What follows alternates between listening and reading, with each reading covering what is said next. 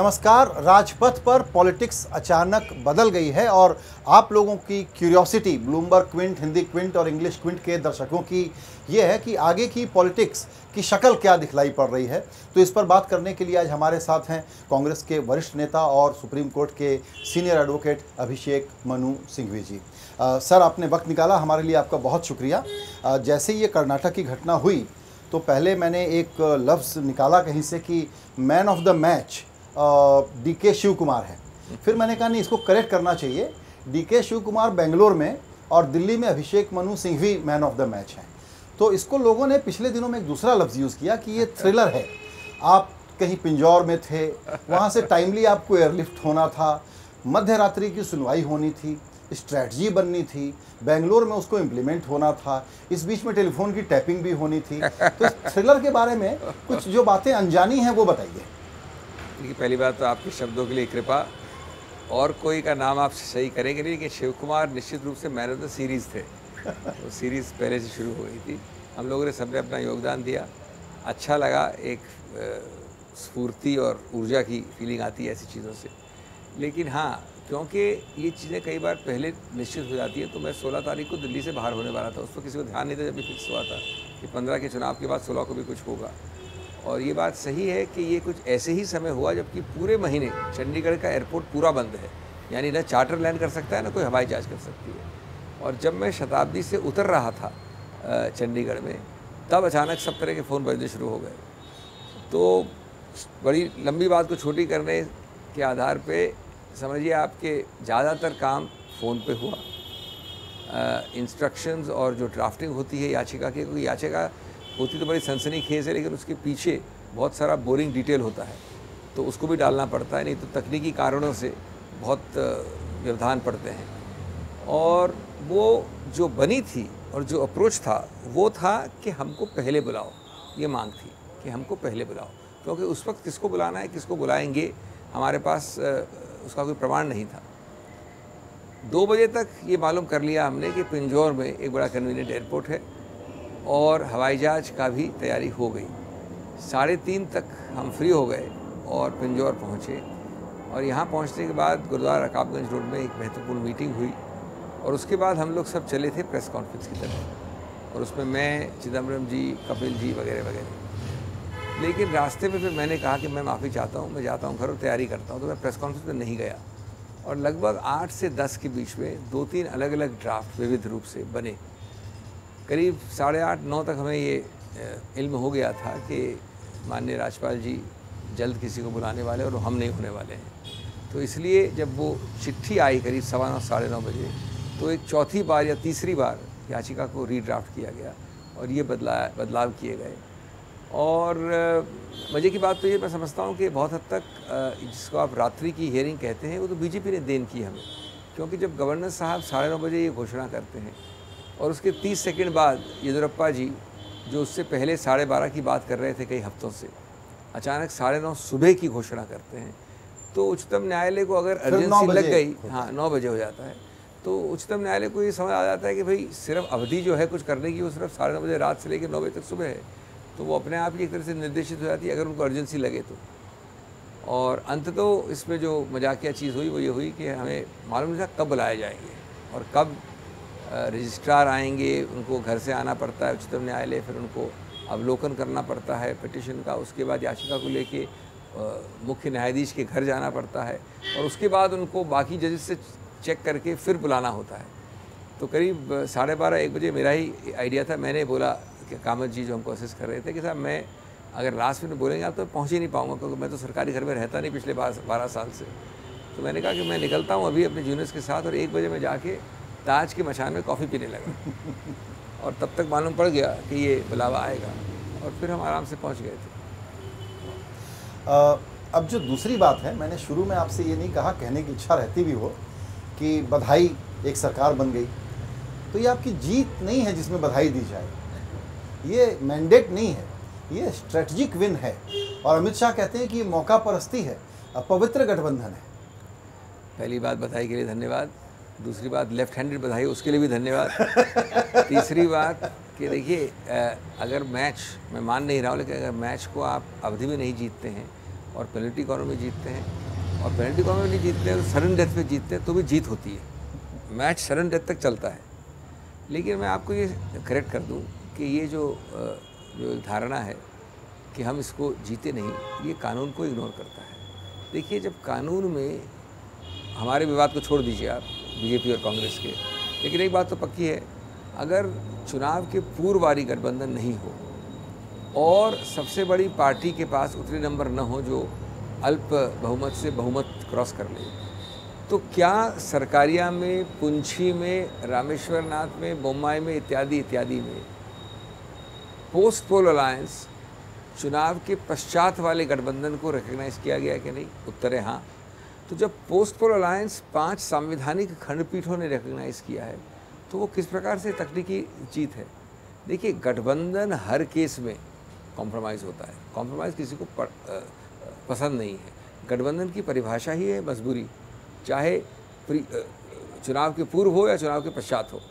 लेकिन ये समझना कि ये कोई एक कानून के परे एक चीज़ है या हमारे चारों बाउंड्री के बाहर है, तो वो तो नकारता है वो हमारे 5 जजमेंट्स जो कहते हैं कि अगर और कुछ नहीं हो तो चुनाव के पश्चात का गठबंधन अति आवश्यक है। क्योंकि आप जब जनता जनार्दन पे एक नया चुनाव डालते हैं, जो खर्चे डालते हैं, जो मजबूरियाँ डालते हैं, जो समय नष्ट होता है, वो बहुत बड़ी चीज़ है। कानून का स्पिरिट ये है कि जिसके पास भी 51% है, बहुमत से एक ज़्यादा, वो तो होता है, वो होता तो बात कोई भी हो, वो तो होता तो बात ही खत्म हो जाती ना। ये सब बातें जो है विकल्प हैं कि प्री पोल अलायंस, सबसे बड़ी पार्टी अगर वो स्वतंत्र वालों से और अदर से मिल के कर सके, पोल के पश्चात वाला अलायंस, ये सब तो मजबूरियाँ तब की हैं जब 51 नहीं है, तभी ना। बिल्कुल। एक और क्यूरियोसिटी है, क्योंकि बहुत तेज़ी से घटनाक्रम चला और इसका कारण है। कारण ये है कि ऐसी ही 3 सरकारें आप लोग अपने हाथ से फिसल गईं, क्योंकि यही एंटिसिपेशन और यही तैयारी नहीं थी। यहाँ शायद एंटिसिपेशन और तैयारी थी। तो लोग क्यूरियस हैं कि इस आलसी पार्टी में अचानक हुआ क्या है और नए अध्यक्ष का इसमें क्या रोल है? देखिए, हमने करीब करीब 2004 और 14 के बीच में भी कम से कम 15-20 चुनाव जीते हैं असेंबली के लेवल पे, तो हमको आलसी नहीं कहिए। उसके अलावा नेहरू जी के बाद बहुत कम सरकारें हुई हैं जो अपने आप सत्तारूढ़ होने के बाद एक बार और 2009 में पुनः निर्वाचित हुई हूँ, तो आलसी तो नहीं है। एक बात ज़रूर है, और मैं मानूंगा आपकी बात, अलग अलग शैलियाँ होती है काम करने की, अलग अलग स्टाइल होता है, अलग अलग तौर तरीके होते हैं, और राहुल जी में एक नई स्फूर्ति, एक नई निर्णय लेने की निर्णायक रूप से और थोड़े स्पष्ट और अग्रेसिव रूप से लेने की निर्णय एक प्रवृत्ति है, और ये अलग अलग अंगों में और विभागों में परिलक्षित होती है। मैं समझता अच्छी बात है। कांग्रेस में मैंने खुद ने निंदा की है कि कई बार हमारा जब पहला निर्णय होता है तो कभी कभी दूसरा ओवरड्यू होता है उस वक्त, या दूसरा होता है तो चौथा ओवरड्यू होता है। ये होता हर पार्टी में होता है। लेकिन राहुल जी के साथ ये बात निश्चित है कि एक चीज़ सोचने के बाद बहुत तुरंत एक्ट करना। मैं नहीं समझता कि बाकी प्रदेशों में ये नहीं हुआ, प्रयत्न हुआ होगा, लेकिन कहीं ना कहीं चूक रही है। यहाँ पर हमने बहुत जल्दी ऑन द मूव किया ये, लेकिन सबसे ज़रूरी आवश्यक ये नहीं है, हमारा निर्णय नहीं है। सबसे आवश्यक ये था कि उच्चतम न्यायालय ने अवलोकन किया अर्जेंसी का और फिर खुद हस्तक्षेप किया। ये होता नहीं होता हमें नहीं पता, लेकिन हुआ, और उस होने के जो लिखित परिणाम थे वो एक तरफ है, वो बहुत महत्वपूर्ण है, लेकिन जो साइकोलॉजिकल परिणाम थे वो और भी ज़्यादा थे। साइकोलॉजिकल परिणाम की अहमियत से क्या मतलब है आपका? साइकोलॉजिकल परिणाम जो कि लोग कम ध्यान देते हैं। देखिए, मैं लिखित परिणाम तो खैर बहुत बाध्य है, बहुत महत्वपूर्ण है, ये करो वो ना करो, उच्चतम न्यायालय कहने के बाद वो लेटर ऑफ द लॉ बहुत ज़रूरी होता है। लेकिन साइकोलॉजिकल जो लोग पूरा ध्यान नहीं दे रहे हैं, उससे एक हमारे काडर्स को पूरे कांग्रेस पार्टी में जो निश्चित रूप से थोड़ी निराशा होती है चुनाव में बहुमत नहीं पाने की, वो हट गई। एक बहुत ऊर्जा आई, एक स्फूर्ति आई। और सबसे बड़ी बात दूसरी, जो लोग ये बड़े बड़े हथकंडे करने में सोच रहे थे, जो हर प्रकार के प्रलोभन तैयार हो गए थे, उनको एक बात तो साफ हो गई कि इस बार कोई बिग ब्रदर वॉच नहीं कर रहा है, तो उच्चतम न्यायालय वॉच कर रहा है। इसलिए आपकी जो एक जो प्योरिटी है पूरे प्रक्रिया की, वो बहुत फर्क पड़ा उसमें। और ये तब हुआ जब कांग्रेस पार्टी ने फिलहाल सुप्रीम कोर्ट के साथ कुछ मुद्दों पर एक तरीके का आमना सामना कर रखा है, और ऐसे में जब संस्थानों की भूमिका और उनकी सीमाओं पर बातचीत हो रही है, तो सुप्रीम कोर्ट से ऐसा फैसला आएगा, ये भी थोड़ा सा अनएक्सपेक्टेड लगा। कि आपका संकेत महाभियोग की तरफ है।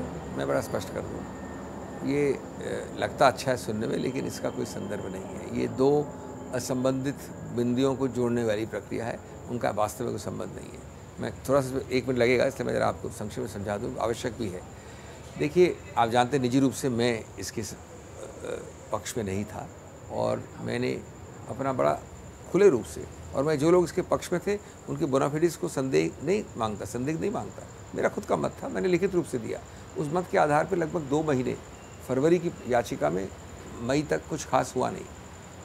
उसके बाद जब हुआ तो मैंने ये भी कहा कि मैं पार्टी के समर्थन में, सॉलिडेरिटी में मैं साइन करूंगा, और मैंने अंतिम साइन किया, एक्चुअल अंतिम साइन है। जब निरस्त हुआ तो मैंने कहा कि अब इसके आगे नहीं होना चाहिए, वो एक चैप्टर है। लेकिन आप मान लीजिए कि मैंने पूरा किया होता तो भी जो एक अधिकार है संवैधानिक मेरा, पार्टी नहीं करती है महाभियोग, इंडिविजुअल एमपीज़ करते हैं। यद्यपि पूरी तरह से सही हैं आप कि सभी एमपी ज़्यादातर कांग्रेस के थे और कुछ और पार्टियों के थे। जब आप अपना संवैधानिक अधिकार क्षेत्र का इस्तेमाल करते हैं तो उसका कोई संबंध इससे नहीं होता कि बाद में आप जिस संस्था के विषय में आपने वो उठाया है प्रश्न, वो संस्था के विषय में नहीं उठता प्रश्न, एक इंडिविजुअल के विषय में उठता है, उससे आप दूरी रहेंगे। अगर ये सच होता तो अक्टूबर तक हम रेबेलियस हो जाते। कोई कांग्रेस पार्टी, कोई कांग्रेस एमपी उच्चतम न्यायालय की दीवार नहीं खटखटा सकता है अक्टूबर तक। ऐसा परिणाम तो बड़ा, हमने कभी भी आक्षेप संस्थापिक रूप से एक संस्था की हैसियत से उच्चतम न्यायालय में कभी लगाया नहीं। ना हमारा एक व्यू था, एक भावना थी कुछ मुद्दों को लेके, जिन मुद्दों का इससे कोई संबंध नहीं है। मुद्दा ABC थे जिसके आधार पर महाभियोग पिटिशन हुई, खारिज हुई। उसके बाद उच्चतम न्यायालय नहीं जाने वाली तो कोई तर्क ही नहीं होता है, तर्कविहीन बात है, कुतर्क बात है। एक और क्यूरियोसिटी थी, क्योंकि आपकी पार्टी में बहुत ही नामी गिरामी वकील आप लोग सब हैं, तो वो ये था, हालांकि उसका बैकग्राउंड है कि आपने उत्तराखंड में भी इसी तरह के विषय पर जिरह की थी, कि आपको क्यों फील्ड किया गया, ये कैसे डिसाइड हुआ, क्योंकि और भी बड़े बड़े महारथी हैं। ये आपके प्रेस के लिए अच्छा सनसनीखेज वाले प्रश्न हैं। मैं समझता हूँ सब कुछ सोच समझ के हमारी पार्टी निर्णय लेती है, और हम सब एक वफादार और एक मजबूत सैनिक की हैसियत से ये सब काम करते हैं। इनमें हम इन चीज़ों को नहीं पढ़ने देते। आपने देखा कि प्रेस कॉन्फ्रेंस में हम चारों ही निकले थे एक प्रकार से, और उसके बाद भी हमने साथ में प्रेस कॉन्फ्रेंस दी है। हमने किया जैसे करना था। नहीं, अच्छा, जो भी था बढ़िया था। एक चीज़ और जो बीजेपी लगातार कह रही है कि 2 पक्ष आपके सामने रखूँगा। एक कि गवर्नर के ऑफिस का मिसयूज़ का जितना भी प्रकार और टेम्पलेट हो सकता है, कांग्रेस ने कौन सा इतिहास में नहीं इस्तेमाल किया है, एक। और दूसरा, आज़ाद विधायकों को अपना विजय जुलूस निकालने का मौका तक नहीं दिया, बंद करके यहाँ से वहाँ दौड़ाते रहे। कांग्रेस पार्टी तो बिल्कुल ही कबायली बिहेवियर कर रही थी, बंधक बना के रखा हुआ था। आपके दूसरे वाले को पहले शुरू करते हैं। मुझे बहुत अच्छा लगा, बहुत एक कंपैशनेट लगा कि हमारे एमएलएस के बारे में इतना उनको कंसर्न है बीजेपी को। मैं समझता हूँ कि बहुत नाजुक बात है और बहुत अच्छी बात है कि हमारे एमएलए के बारे में इतना ध्यान रखते हैं, वो इतने प्रश्न पूछते हैं। देखिए, सच्ची बात यह है कि कर्नाटक में जिस प्रकार से लेडी एम मैंने कहा था का प्रयोग या दुरुपयोग हुआ है, मैं नहीं समझता कि उत्तर प्रदेश में भी हुआ। और बाय एंड लार्ज हमारे एमएलएज में आप संबंध कह लीजिए, वरिष्ठता कह लीजिए, निकटता कह लीजिए या आइडियोलॉजी कह लीजिए, उसके आधार पे वो हिले नहीं हैं। लेकिन इसमें कमी नहीं छोड़ी है बीजेपी ने। आपने एक टेप को आप इग्नोर कर दीजिए, 1 नहीं, 2 नहीं, 3 नहीं, 4 टेप सुने हैं। और ये सच्ची बात है कि हमने ऐप डाउनलोड करवाए थे। हर प्रकार से भी प्रयत्न चल रहा है, और कई टेप्स में तो माननीय श्री येदियुरप्पा जी की आवाज़ है, उनकी लड़की की आवाज़ है। तो उसके बाद बीजेपी ऐसा प्रश्न पूछ सकती है कि आपके अपने एमएलए को आप ध्यान क्यों रख रहे हैं। लेकिन एक कांग्रेस विधायक, दूसरा हाँ, एक कांग्रेस विधायक कहा कि मेरी पत्नी ये कहा कि ये फ़ोन बिल्कुल फैब्रिकेटेड बता रहे हैं लोग, कोई बात नहीं। उन्होंने ये नहीं कहा। एक व्यक्ति ने 4-5 टेप्स हैं, और आज तक येदियुरप्पा जी की आवाज़, उनके पुत्र की आवाज़ का डिनाइल नहीं आया है। एक केस में उन्होंने कहा जहाँ की किसी व्यक्ति ने उनकी बीवी बन के एक स्टिंग ऑपरेशन किया, तो उन्होंने कहा ये मेरी बीवी नहीं है। इसका मतलब ये नहीं कि स्टिंग ऑपरेशन गलत है। उन्होंने उस एमएलए की बीवी बन के आपको प्रलोभन दिया और बातचीत की आपसे, आपने इमीडिएटली उनको प्रलोभन देना शुरू कर दिया। वो रिकॉर्डिंग है। एक बात। तीसरी बात, आपने जो पूछा राज्यपाल के बारे में, वो बहुत महत्वपूर्ण प्रश्न है। और आज बार बार, अच्छा आपने कहा कांग्रेस की पुरानी विरासत के बारे में, तो मैं इस पर भी बहुत हंसता हूँ। आजकल जो भी कहीं भी कुछ होता है, जो भी गलत काम होता है, जहाँ भी कुछ भी वारदात होती है, व्हाट अबाउट, तो कहा जाता है कि साहब 50 साल पहले, 40 साल पहले, 30 साल पहले और 20 साल पहले ये हुआ था। तो मैं तो कहता हूँ सीधा कि साहब मान लीजिए, मैं माफ़ी मांगता हूँ बहुत उस चीज़ के लिए। मैं तो खुद मानता हूँ, और सच्चाई भी है कि जितने वो कह रहे हैं उतने नहीं, लेकिन कई अपवाद हुए हैं कांग्रेस के वक्त भी, और मैं नमस्कार करके माफ़ी मांगता हूँ आपसे।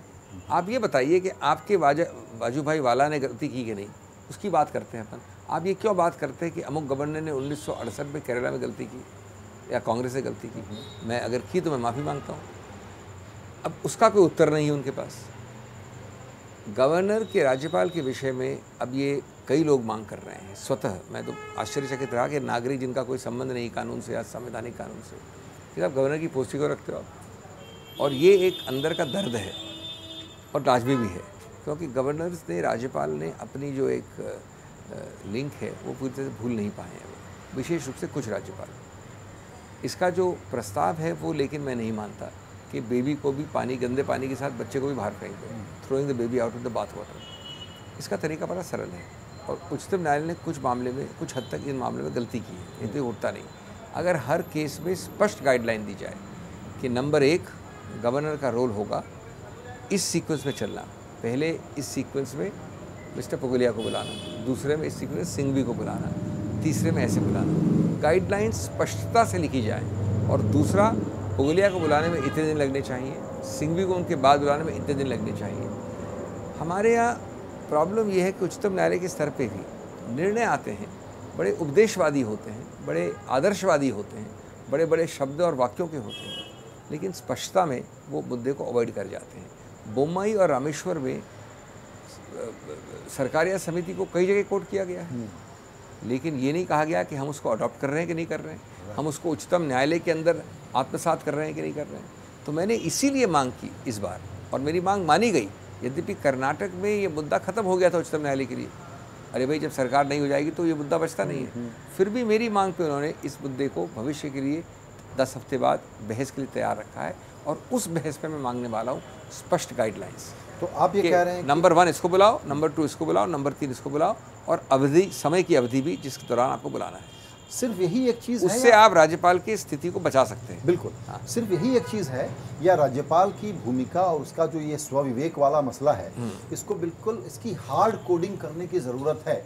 और बहुत सारी घटनाएं हो चुकी हैं, कुछ और सिचुएशन एंटिसिपेट की जा सकती हैं, और लगता है कि अब इस फ्रेमवर्क को स्पेसिफिक ढंग से इस बार सुप्रीम कोर्ट इस सुनवाई के बाद कर देगा। हम आशा करते हैं, देखिए सुप्रीम कोर्ट का, उच्चतम न्यायालय क्या निर्णय लेता है वो अलग बात है, लेकिन हम पूरा आशा करते हैं। जो आपने हार्ड कोडिंग इस्तेमाल किया शब्द, वही मतलब है मेरा पूरी गाइडलाइंस के बारे में, 1 2 3 4। और ये कई बार मौका होने के बावजूद उच्चतम न्यायालय ने नहीं किया। जो स्पिरिट है उसमें फिर भी अगर ये रहता है कि राज्यपाल को लगता है कि जो भी व्यक्ति स्थिर सरकार दे सके उसको, और मान लीजिए कि एक बहुत महान विधायक है हाउस में जो अकेला ही है, और राज्यपाल उसको बुला ले, तो वो गैरकानूनी काम नहीं कर रहा होगा। गैरकानूनी है, ये मिथ्या प्रचार है और गलतफहमी है कि राज्यपाल जज बनेगा उस वक्त, इस बात को सोचने के लिए कि कौन एक स्थिर सरकार दे सकता है। मैं आपको उदाहरण दूँ एक सरल, आपका प्रपोजिशन में शब्दों का कई बार ऐसा इस्तेमाल किया गया, बट ये बात सत्य नहीं है। आप एक उदाहरण लीजिए कि मान लीजिए कि एक जगह बहुमत से 1 वोट कम है एक ग्रुपिंग का, और राज्यपाल का ये मानना है कि बहुत शक्तिशाली विधायक हैं पुगलिया जी, और वही अकेले अपने वर्चस्व से और अपने प्रभावशाली व्यक्तित्व से ऐसी सरकार जो स्थिर दे सकते हैं। कोई सवाल नहीं उठता कि उनको बुलाना पड़ेगा मुझे ही, आपको नहीं बुला सकते। जहाँ नंबर है बड़ा सा नंबर, बल्कि लिखा गया कई निर्णयों में, राज्यपाल यहाँ भी नहीं देख सकता कि सिंघवी ने जो बहुमत लिया है वो शायद अनैतिक तरीक़ों से लिया है, वो शायद गलत तरीक़ों से लिया है, बिकॉज वो कहते हैं कि ये बात सही है, ये नैतिकता ज़रूर है, लेकिन अगर हमने ये अधिकार क्षेत्र दे दिया राज्यपाल को तो उसका कोई अंत ही नहीं है। क्योंकि आपका पूरा अप्रोच है, न्यायपालिका का पूरा अप्रोच है कि आपके स्वतः के सब्जेक्टिव डिस्क्रेशन को, जिस सोच में कोई अंकुश ना हो, उसको न्यूनतम किया जाए। उसको एलिमिनेट नहीं कर सकता कोई भी, कि न्यूनतम किया जाए। इस सिद्धांत को स्वीकार करने से आप उस डिस्क्रेशन को ज़्यादा व्यापक बना रहे हैं, न कि न्यूनतम। बिल्कुल। अब थोड़ा आगे की तरफ चलते हैं, चूँकि अब 2019 का चुनाव सामने है, उसके पहले कांग्रेस पार्टी के लिए बहुत महत्वपूर्ण 3 राज्यों के चुनाव हैं। कर्नाटक के आउटकम को एक्स्ट्रापोलेट कर रहे हैं लोग, एक्साइटमेंट पैदा हो गया है कि अब गेम ओपन है, पहले की तरह से डन डील नहीं है कि बीजेपी ही जीत करके आ जाएगी वगैरह वगैरह, पूरी कमेंट्री आपको पता है। मेरा कहना है कि एक्स्ट्रापोलेट नहीं करना चाहिए।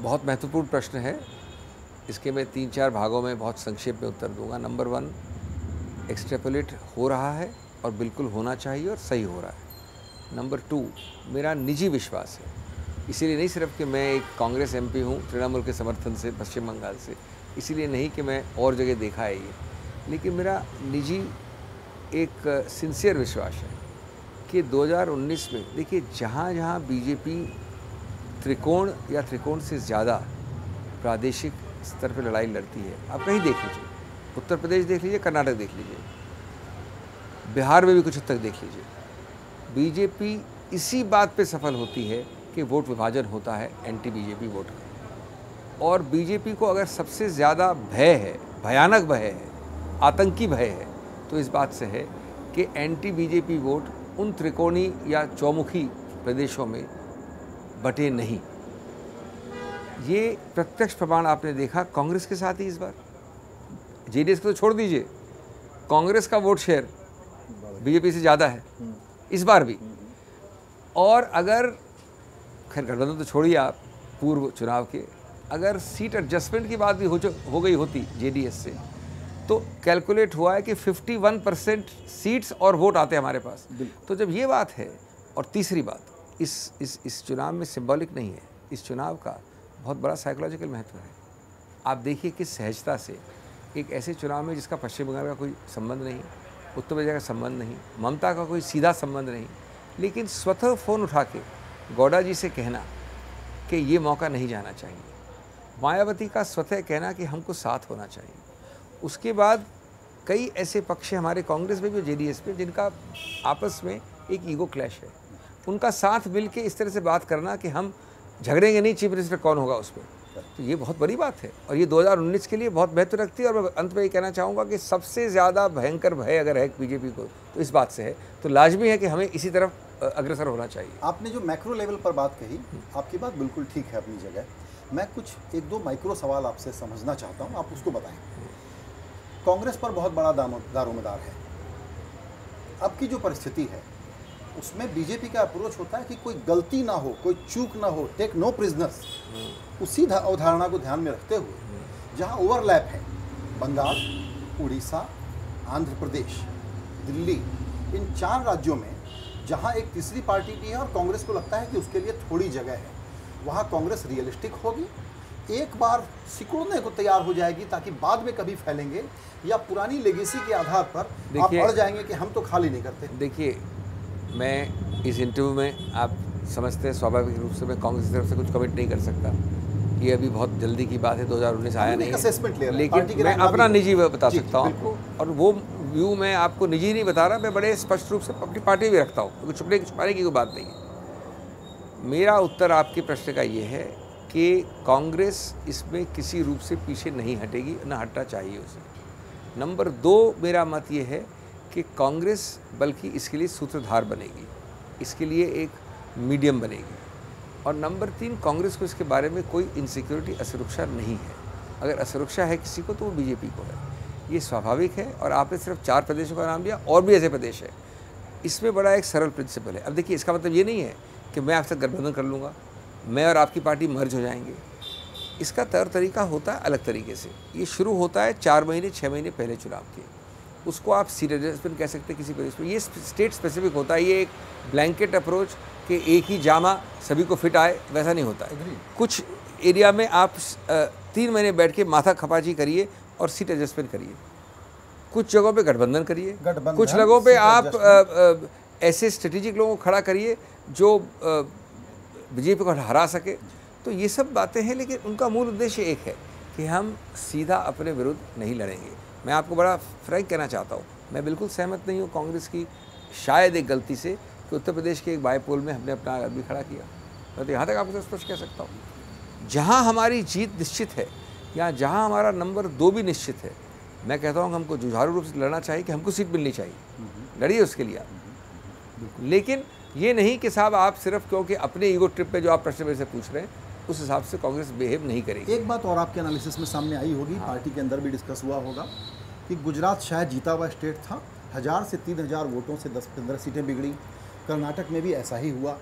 अब मध्य प्रदेश, राजस्थान, छत्तीसगढ़ 3 में जहां सिर्फ कांग्रेस और बीजेपी का मुकाबला है, वहां भी इस तरह की गलती, इनएफिशिएंसी, लैक ऑफ प्रिपेयर्डनेस का कांग्रेस से पूरा खतरा है। देखिए, मैं नहीं समझता कि गुजरात में ये बात लागू होती है। गुजरात में ज़बरदस्त लड़ाई लड़ी गई, स्ट्रेट बैट से लड़ी गई हमारी तरफ से, और जिस प्रदेश का सत्तारूढ़ पार्टी का अध्यक्ष और प्रधानमंत्री हो और वहाँ पर उनकी 90% केंद्रीय कैबिनेट और पूरी गुजरात की कैबिनेट जोर लगा दे और इतना कम अल्प मार्जिन रहे, तो आप समझिए जीत किसकी है। मैं नहीं समझता कि उसमें न आलसपन था न कोई इनएफिशिएंसी थी। जीत हार अल्टीमेटली होती है। मैं समझता हूँ कि हाँ, अगर सूरत और अहमदाबाद में ही कुछ इधर उधर हो गया होता तो ये हार गए थे पक्का, लेकिन वो एक दूसरी तरीके थी, उसमें हर प्रयत्न किया गया, गलत काम किए गए, लेकिन हम बहुत अच्छा किया हमने। मध्य प्रदेश, राजस्थान और छत्तीसगढ़ में मैं समझता हूँ हम एक बहुत नई ऊर्जा के साथ आ रहे हैं, और बूथ मैनेजमेंट निश्चित रूप से इसका की है। बूथ मैनेजमेंट के लिए कई नए प्रयोग किए जा रहे हैं, उनका आप फ़र्क देखेंगे। दूसरा, ये बात सही है कि हर पार्टी में और बीजेपी में बहुत आपसी भेदभाव हैं लोगों के, हमारी पार्टी में भी है, लेकिन राजस्थान और मध्य प्रदेश में जहाँ अभी घोषणाएं हो गई हैं, छत्तीसगढ़ में निकट भविष्य में होने वाली हैं, आप मान के चलिए कि उनको सबको परे रखकर एक यूनाइटेड फाइटिंग मशीन के आधार पर हम लड़ेंगे। आपके प्रैग्मेटिज्म का आपने बता दिया कि आपकी क्या राय है गठबंधन को लेकर के, उसका एक और सबूत इस बात से भी, और ये प्रदेश गठबंधन वाले नहीं है, ज़्यादा प्रदेश, ज़्यादा छोटे मोटे हैं, बट ठीक है, ज़्यादा बड़े प्रदेश में बीएसपी को आपको कंसीडर करना पड़ेगा। बीएसपी स्वाभाविक है। अगर आप कर्नाटक जैसे प्रदेश में बीएसपी को कंसीडर कर सकते हैं, जेडीएस अगर नहीं, बट हमारे साथ हैं उन्होंने, बल्कि पहला फ़ोन जो गया इस बारे में वो मायावती जी से गया और साथ साथ गया ममता जी से।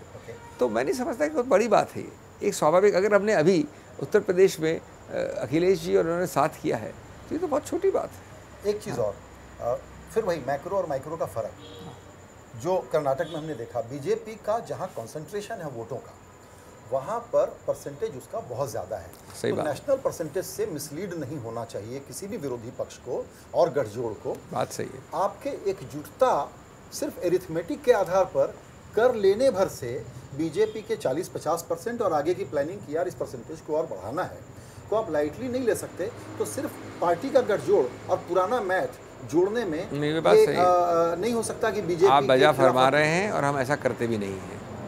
देखिए, इसको स्ट्रेटेजिक एनालिसिस कहा जाता है, जो कॉन्स्टिट्यूंसी वाइज स्टैटिस्टिक्स के आधार पे किया जाता है, और वो हो रहा है और होगा निश्चित, आप आश्वस्त रहें। बड़ा सरल है। आपने जहाँ देखा कि कास्ट कॉम्बिनेशन ऐसा है, इतिहास उस कॉन्स्टिट्यूंसी का ऐसा है, जहाँ बंटते कैसे हैं वोट, अगर आपने उसको थमा दिया, अब उसको कैसे करते हैं आप, पुगलिया और सिंघवी को जोड़ के या पुगलिया और सिंघवी को नहीं जोड़ के, वो एक अलग चीज़ है।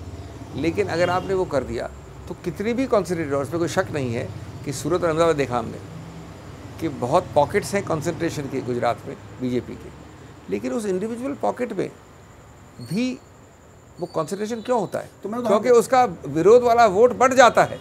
मैं इसीलिए एग्जांपल दूंगा फूलपुर का। हालांकि वो सीट बीजेपी हार गई, लेकिन वहाँ पर एक अतीक अहमद को खड़ा करके मुसलमानों का वोट जो बीजेपी को हेल्प करे, किसी को नहीं पड़ना चाहिए, 50,000 का वोट लेके गया वो शख्स।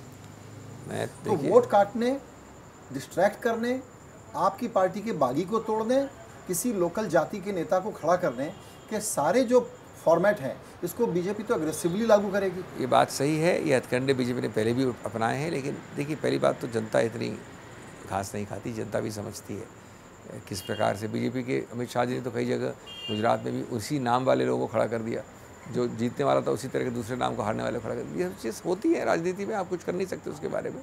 लेकिन मैं समझता हूँ कि इसके बारे में हमें पूरा आभास है, हमसे ज़्यादा ज़रूरी है जनता को आभास हो गया है।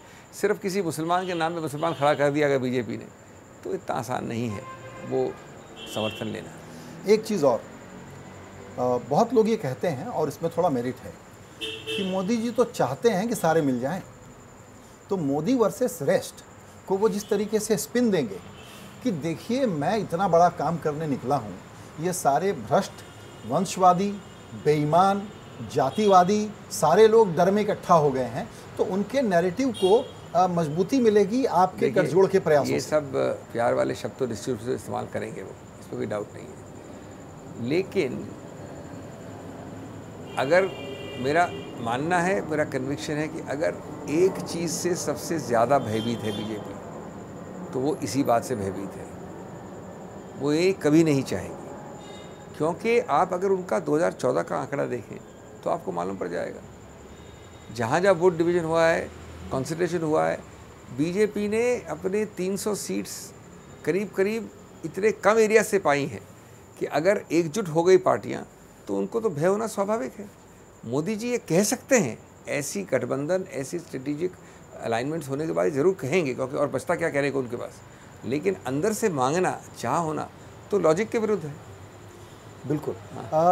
एक बात और होगी, अभी जो माहौल है उसमें ये कि टीना फैक्टर है कि प्रेसिडेंशियल किस्म का इलेक्शन भारत में बना दिया गया है, तो मोदी जी के सामने कौन, और इस पर बहुत सारे लोग जो इस सरकार से नाखुश भी हैं वो कहते हैं कि अच्छा ठीक है मोदी जी को नहीं देना, लेकिन किसको देना, सामने कोई दिख नहीं रहा। आपको लगता है ये बहुत बड़ा हैंडीकैप है और ग्रैंड अलायंस बनाने के बावजूद ये हैंडीकैप कंटिन्यू करेगा? ये नहीं है, ये इसलिए दिखता है क्योंकि हम लोग अलग अलग 3-3 पक्ष लड़े मोदी जी के विरुद्ध कई स्टेट्स में। यही तो गणित बताता है आपको। जब मोदी 2014 में भी जीते तो उनका वोट तो बहुत छोटा था। आप ये, मैं नहीं मानता कि चुनाव के हर क्षेत्र में, कुछ इलाकों में होता है, कुछ रीजन्स में होता है, पूरे भारतवर्ष में प्रेसिडेंशियल होना मैं बिल्कुल नहीं मानता, लेकिन एक बार मान लीजिए आप प्रेसिडेंशियल होता है। यही तो आंकड़े बताते हैं कि मोदी जी जीते हैं डिवीज़न से, न कि प्रेसिडेंशियल वेव से। जहाँ जहाँ वो सबसे उत्तीर्ण रहे हैं वहाँ भी अगर रीजनेबल अकोमोडेशन हो जाए दो पार्टीज़ का, तो वो बहुत क्लोज हो जाती है, जीत जाती दूसरी पार्टियाँ। तो ये भ्रम है। और अब तो सत्तारूढ़ होने के बाद सत्तारूढ़ विरोधी जितने भी तत्व उनके विरुद्ध खड़े हो गए हैं, तो प्रेसिडेंशियल तो बहुत दूर की बात है। कहाँ वेव देखते हैं आप हर आने वाले चुनाव में? भाषण जरूर देते हैं, लेकिन वो बात ही नहीं, बल्कि लॉ ऑफ डिमिनिशिंग रिटर्न्स हो गया है। उनके वही जुमले जो बहुत चलते थे, लोग आज संदिग्ध रूप से देखते हैं। उनके वही बातें जो बहुत कहते थे, आज लोग कहते हैं भाई प्राइम मिनिस्टर, प्रधानमंत्री इतने बड़े अहदे पर लेके ऐसी हल्की बात कैसे करता है। तो अब इस बात को अगर कंक्लूड करें तो मेरा निष्कर्ष या टेकअवे ये निकला आपकी बातचीत से, जो मेरा की टेकअवे है कि आपने क्वालिफाई भी किया उसको कि ये मेरी राय है, मैं पार्टी में भी कह रहा हूँ कि पार्टी को बहुत प्रैक्टिकल होना होगा और अधिकतम अपोजिशन यूनिटी इंडेक्स को अचीव करने के लिए बहुत उदार होकर दूसरों को जगह देनी पड़ेगी। राज्य में मेरा कार्यकर्ता डिमोरलाइज हो जाएगा, इस प्रकार के तर्कों को इग्नोर करना पड़ेगा। मैं समझता हूँ कि बेसिकली रूप से मैं बिल्कुल सहमत हूँ जो आपने फॉर्मुलेशन किया है। इसका प्रदेश के अनुसार क्या क्या विविधताएं होंगी वो देखने वाली बात है। प्रदेश ए में ये अप्रोच डिफरेंट होगा, प्रदेश बी में डिफरेंट होगा, लेकिन मूल एक सैद्धांतिक रूप से जो आप कह रहे हैं सही है, मेरा मानना है। मैं ये नहीं कह रहा हूँ कि पार्टी ने निर्णय कर लिया है या ये होने वाला है, लेकिन ये भावना बढ़ गई है। और अगर आप देखें ध्यान से पुगलिया जी, तो संसद के स्तर पे कितना ज़्यादा कोऑर्डिनेशन होता है। हमारा और ममता जी का ही नहीं, हमारा और लेफ्ट का, लेकिन लेफ्ट और ममता जी का होता है। तो ये कोई नई बात नहीं है। सिंघवी साहब, आपको इस बातचीत के लिए आपने समय निकाला, बहुत बहुत शुक्रिया। चूँकि अभी अनवरत प्रक्रिया है तो आपसे फिर अगली बार बातचीत होगी। इसी जो मैंने कहा फॉरवर्ड लुकिंग बातचीत का एक ऑडिटिंग कुछ दिनों के बाद हम फिर से करेंगे जब राजस्थान के पास पहुंच जाएंगे। थैंक यू, धन्यवाद, थैंक यू।